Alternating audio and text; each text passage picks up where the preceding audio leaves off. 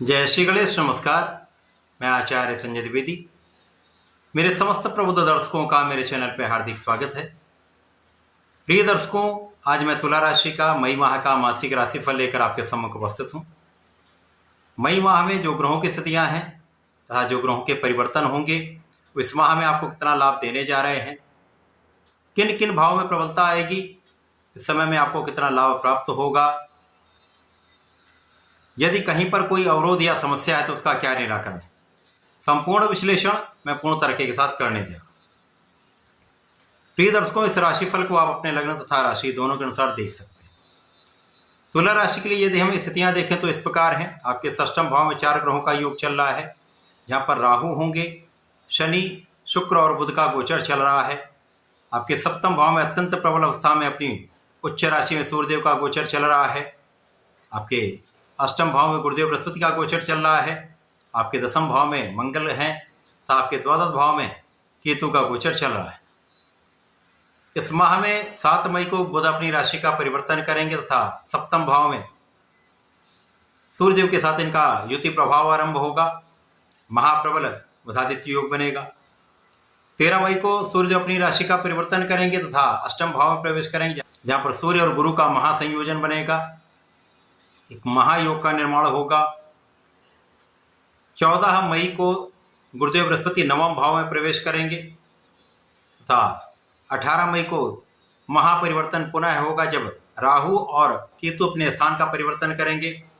राहु आपके पंचम भाव में जाएंगे, केतु आपके एकादश भाव में प्रवेश करेंगे। तो ये समस्त ग्रह स्थितियां हैं। यहां पर यदि हम देखें तो प्रारंभ से ही सूर्यदेव का प्रभाव आपके लग्न पर 180 डिग्री पर है, जिसके कारण सूर्य आपको महाबलवान बना रहे हैं, आपके आत्मबल में वृद्धि कर रहे हैं। आपके ऊर्जा का स्तर बहुत नियंत्रित रहने वाला है। आपकी क्षमता में कई गुना वृद्धि हो रही है। आपका प्रभाव यहाँ पर पहले से अधिक बढ़ रहा है। यहाँ पर आपको पिता का संपूर्ण सहयोग प्राप्त होता है। पिता के पक्ष से आपको लाभ भी प्राप्त होता है। यहाँ आपका आत्मविश्वास बहुत अच्छा रहता है, आपका कॉन्फिडेंस बहुत अच्छा रहता है। तो आप अपने कार्य क्षेत्र में, अपने शिक्षा के क्षेत्र में, अपने प्रोफेशन में पूर्ण रूप से प्रयास करते हैं, सफलता की प्राप्ति करते हैं। अब क्योंकि लाभ के स्वामी सूर्यदेव हैं, जिनका प्रभाव जब आपके लग्न पर होता है तो संपूर्ण लाभ आपको प्राप्त होता है। सूर्य शासन सत्ता के कारक हैं, पिता के कारक हैं, आत्मबल के कारक हैं, नेतृत्व के कारक हैं, आपके प्रशासनिक गुणों के कारक हैं। तो निश्चित रूप से इन सभी गुणों में आपके वृद्धि हो रही है। इसके साथ ही साथ आपके अष्टम भाव में गुरुदेव बृहस्पति का गोचर चल रहा है, जिसके कारण कुछ पेट से संबंधित समस्याएं रहती हैं। जैसे गुरुदेव का यहाँ से राशि परिवर्तन होगा, ये आपकी स्वास्थ्य समस्याएं समाप्त होंगी। परंतु गुरुदेव यहाँ पर आपको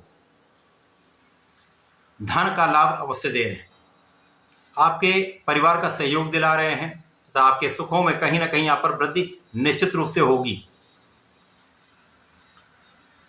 आपकी संपूर्ण सुरक्षा गुरुदेव यहाँ पर कर रहे हैं। कुछ स्वास्थ्य समस्या अवश्य है, परंतु आपकी रक्षा भी हो रही। इस माह से आपके शत्रुओं का विनाश तय है। प्रबल शत्रुहंता आपके लिए बन रहा है, जो शत्रुओं का विनाश कर देगा, ऋण से आपको मुक्त करेगा, रोगों से आपको मुक्त करेगा तथा आपकी कानूनी समस्या में आप विजयी रहने वाले हैं। कुछ एलर्जी की समस्या, कुछ स्किन से संबंधित रोगों की समस्या यहाँ पर हो सकती है।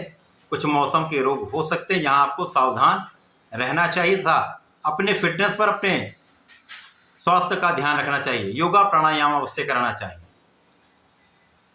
अब चूंकि लग्न के स्वामी शुक्राचार्य वो भी षष्ठम भाव में गोचर कर रहे राहु के प्रभाव में, परंतु अब ये मार्गी हो चुके हैं, जहां पर ये इनका राहु का दुष्प्रभाव कम हो रहा है। राहु मृत अवस्था की ओर जा रहे हैं, शुक्र बलवान हो रहे हैं। तो जैसे जैसे ये गोचर आगे बढ़ेगा, ये माह आगे बढ़ेगा, आपको धन का विशेष लाभ प्राप्त होगा। आपके कार्य क्षेत्र में निश्चित रूप से प्रगति होगी। नौकरी के योग बन रहे हैं, नौकरी में अच्छे अवसर की प्राप्ति हो सकती। मंगल आपके दसम भाव में गोचर कर रहे हैं, जहां पर ये नीच राशि में है, परंतु जब तक सूर्यदेव आपके सप्तम भाव में है तथा चंद्रमा की राशि में मंगल का गोचर है, सूर्य उच्च राशि मंगल की ही राशि में, जिसके कारण मंगल का नीचत्व यहाँ पर भंग रहेगा। आपको पूर्ण रूप से लाभ दे पाएंगे। इस समय आपके सुख सुविधाओं का आप लाभ ले पाएंगे। भूमि भवन वाहन का आपको लाभ मिलेगा। आपके लग्न को ऊर्जा प्रदान करेंगे तथा ऊर्जा का समुचित उपयोग आप कर पाएंगे। जब सूर्य का परिवर्तन होगा तब नीच राशि का भी प्रभाव प्राप्त होगा और नीच भंग राजयोग का भी लाभ प्राप्त होगा। अब जब बुध का राशि परिवर्तन सप्तम भाव में होगा तो प्रबल रूप से बुधादित्य योग बनेगा, तो आपके नेतृत्व का गुण अत्यंत प्रबल हो जाएगा। यदि आप सरकारी नौकरी में हैं या सरकार से संबंधित कार्यों में हैं, राजनीति में हैं, तो विशेष अवसर यहाँ पर मिलेंगे। आपकी क्षमता से, आपके ज्ञान से, आपके बुद्धि बल से, आपके वाणी के प्रभाव से आप अपने क्षेत्र में विशेष रहने वाले हैं, स्पेसिफिक रहने वाले हैं, जिसका संपूर्ण लाभ आपको प्राप्त होगा। लोगों का संपूर्ण सहयोग मिलेगा तथा लोगों के बीच में आप विशेष रूप से आप नाम मान सम्मान की प्राप्ति करने वाले हैं। जब सूर्य अष्टम भाव में जाएंगे तो यहाँ पर सूर्य लाभ के स्वामी होकर यहाँ पर इनका गोचर होगा। कुछ लाभ अनएक्सपेक्टेड होता है, कुछ अचानक आपको अच्छा धन लाभ होगा, परंतु कुछ आपकी आशा से कम धन लाभ भी कभी कभी होता है, जिसके कारण कुछ तनाव भी हो सकता है। सिर दर्द की कुछ समस्या हो सकती है, परंतु यहाँ पर परिवार का संपूर्ण सहयोग मिलेगा। पैतृक संपत्ति से आपको लाभ मिलेगा। जब राहु परिवर्तन होगा तो यहाँ पर आप अपने पढ़ाई पर ध्यान दें, पूर्ण रूप से ध्यान देकर पढ़ाई करनी होगी, क्योंकि राहु पंचम भाव में जब होते तो आपको भटकाते हैं, भटकाव का योग बनता है। मन इधर उधर चीज़ों में लगता है लेकिन पढ़ाई में कम लगता है, तो यहाँ आपको विशेष रूप से ध्यान देना चाहिए।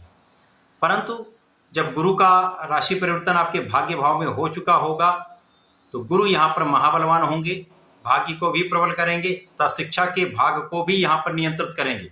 तो राहु होगा, गुरु का प्रभाव आपके लग्न को भी प्रबलता देवान बनाएगा, आपको ज्ञानवान बनाएगा तथा आपको विचारशील बनाएंगे गुरुदेव, जिसके कारण आपकी शिक्षा का भाव कहीं बहुत निर्बल नहीं होगा। केवल आपके मन आप अपने मन पर नियंत्रण रख लें, केवल आप अपने आत्मबल को प्रबल करके कार्य करें तो किसी प्रकार की कोई बड़ी समस्या यहाँ पर नहीं होगी। इसी प्रकार से संतान का पक्ष भी ठीक रहने वाला है, संतान से आपको सुख भी प्राप्त होने वाला है तथा आप संपूर्ण परिश्रम करने वाले। आप अपने ये महा अत्यंत विशेष है जब आप अपने परिश्रम से, अपनी क्षमता से, अपने नेतृत्व के गुण से विशेष लाभ लेने जा रहे हैं। परंतु पूरे माह में आपको नियमित रूप से भगवान भोलेनाथ की आराधना करनी चाहिए, नमः शिवाय पंचाक्षर मंत्र का जप करना चाहिए तथा प्रत्येक शुक्रवार को चंदन के सुगंध का अर्पण आप भगवान शिव को करेंगे तो विशेष लाभ मिलेंगे, धन संपदा सुख समस्त सुख प्राप्त होंगे। तो ऐसा करके इसका लाभ लें। धन्यवाद, नमस्कार।